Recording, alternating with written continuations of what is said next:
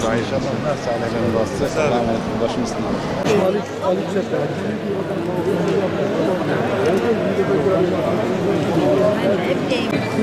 Bayan Koca nerede onu da çağırın. Mustafa Koca nerede?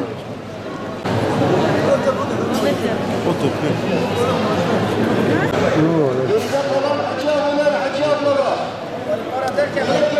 Valla çok büyük bir heyecan var. Yani yerimizde duramıyoruz. Oranı sevinciyle yani kendimizi tutamıyoruz. Çok sevinçliyiz yani. O kutsal mekana gitsek İslam için dua edeceğiz. Gazze, Filistin. Ondan sonra nerede herhangi bir Müslüman varsa onun için dua edeceğiz. Elimizden geldiği kadar. Yani ibadetlerimizi yapıp inşallah tekrar memlekete döneriz. Valla duygular çok heyecanlıyız. Allahu Teala 14 seneden sonra bize kısmet etti. Allah herkese, buradaki herkeslere kısmet etsin. Çok mutluyum. Yani ne diyeceğimi bilmiyorum. Allahu Teala bize kısmet etti. Herkese de kısmet etsin. Allahu Teala Gazze'ye de zafer nasip etsin. Allah İsrail Amerika'yı da kahretsin. O yandaşlarını da kahretsin. Allah tüm Müslümanlara yardımcı olsun. Valla çok mutluyum. Bundan mutlulukta başka bir mutluluk bulamadım. Yani 62 yaşına girmişim. Ama bugüne kadar ilk sefer böyle bir mutluluk var, heyecan var bende. Bazen tekbir getirmek istiyorum, herhalde yasak edecekler. Biliyoruz işte. Çok sevinçliyiz, çok heyecanlıyız. Evet. Hiç görmediğimiz bir yer. Kabe'ye gidiyoruz, Resulullah'ın yanına gidiyoruz.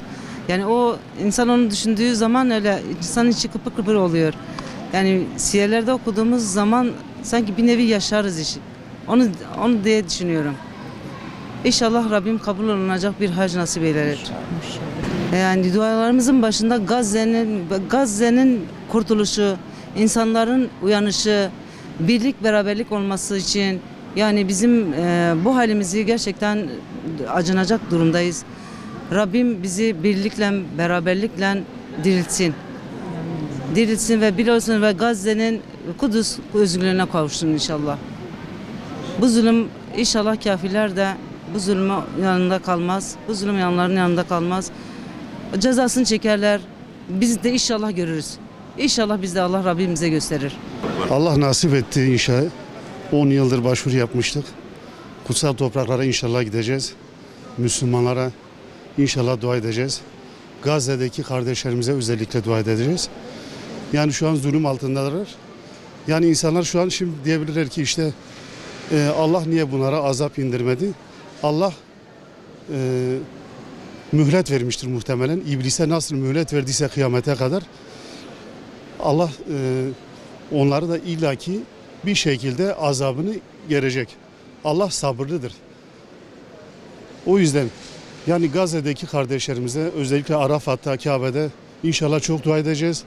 Onların kurtuluşu inşallah yakındır. İnşallah kurtulacaklar.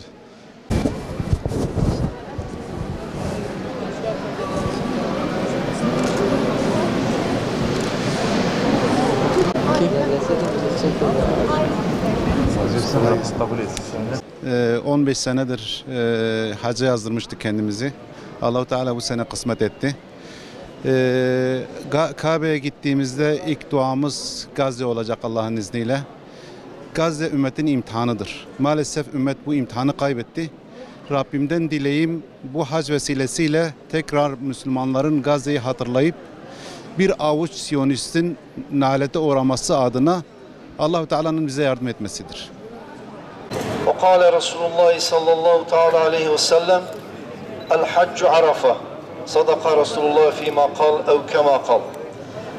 Değerli hacı abiler, kıymetli hacı ablalar, hepiniz hoş gelmişsiniz. Rabbim yapacağınız bu mübarek yolculuktaki bütün ibadetleri dergâh-ı izzetinde mebrur ve makbul eylesin inşallah.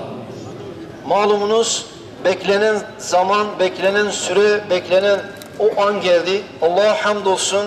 Sizler inşallah bu kadar insanlar içerisinde nasibi olan insanlarsınız. Öncelikle Rabbimize ne kadar hamd etseniz belki azdır, kifayetsizdir, yetersizdir.